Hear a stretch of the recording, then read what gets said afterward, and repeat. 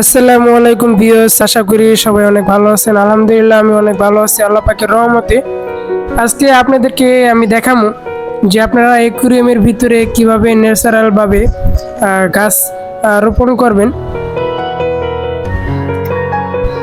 আজকে আমি কিছু লতা গাছ আছি, এটার নাম আমি সঠিক বলতে পারলাম না, নামটা প্রায় ভুলে গেছি, কেউ কিছু মনে করবেন না।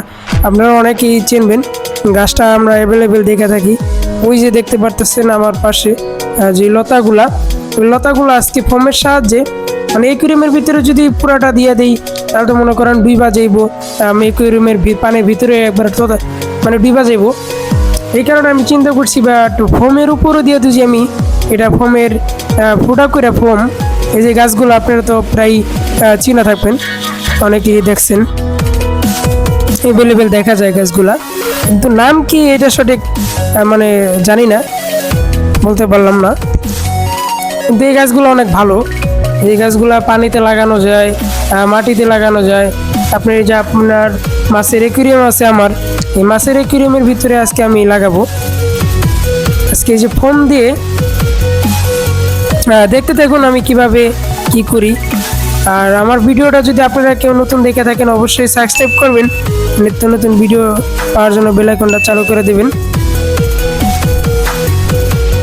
দেখুন আমি কি করতেছি, এগুলো আমি টুকরা টুকরা করে নিছি, টুকরা করে দিলেও লাগাইলেও এটি হয় না এমন না, এটি পানির ভিতরে লাগাইলেও হয়।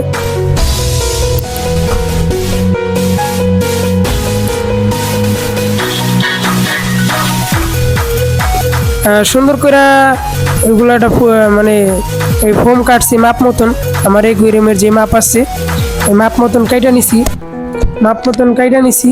এগুলো মনে করেন আপনার ওই যে ফুটা করবো, 4টে করে লাগাই দিব একটা ফুটার ভিতরে, মানে ছেদ্র করে।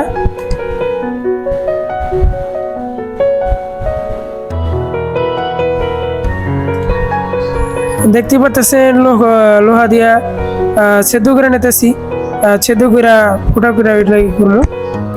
অবশ্যই কিভাবে কি করতেছি অবশ্যই দেখতে পারবেন।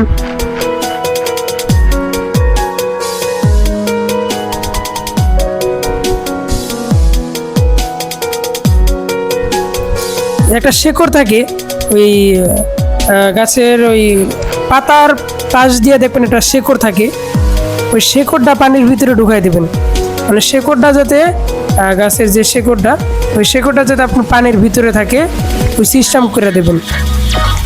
তাহলে এটা মনে করেন লতাটা মানে উঠবো, ওই শেকড়ের সাহায্যে আপনার গাছটা বেঁচে থাকবো। অবশ্যই আমার চ্যানেলটা সাবস্ক্রাইব করবেন যারা আমার নতুন।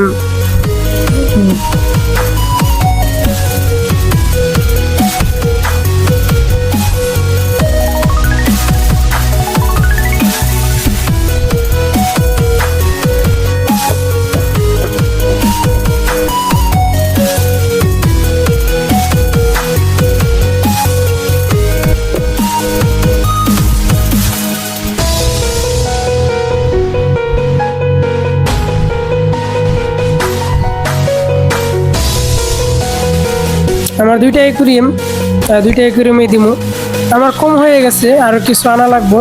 আমার যে মাছের ট্যাঙ্ক আছে দুইটা, ওই মাছের ট্যাঙ্কের ভিতরে দিয়ে দেবো।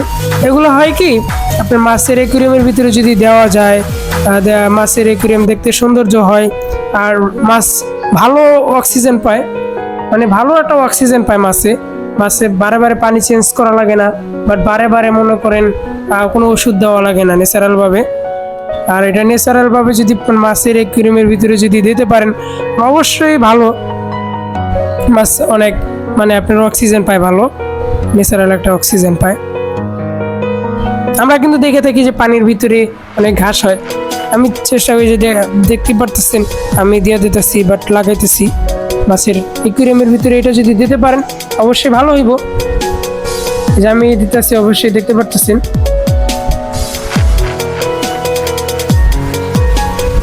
এইভাবে দিছি, এইভাবে দেওয়ার কারণ হচ্ছে যে আপনার পানিটা মানে এটা গাছ যদি আমি লাগাই গাছগুলো ডুবা যাব না, তলায় যাব না, গাছ উপরে থাকবো, আর হচ্ছে যে আপনার ওই লতাগুলা নিচে দিয়ে আপনার শিকড় ছাড়বো। অনেক সুন্দর হয়েছে, দেখতে পারতেছেন। অনেক পরিবেশটাও আপনার ভালো দেখা যাইতেছে, পরিবেশটাও ভালো, আপনার ভালোভাবে দেখা যাইতেছে, ভালোভাবে এই যে দেখতেছেন অনেক সুন্দর দেখা যাইতেছে। যারা আমার চ্যানেলটা নতুন ভিডিও দেখতেছেন অবশ্যই চ্যানেলটা সাবস্ক্রাইব করবেন, নিত্য নতুন ভিডিও পাওয়ার জন্য বেল আইকনটা চালু করে দেবেন। সবাই সুস্থ থাকবেন, ভালো থাকবেন, আল্লাহ হাফেজ।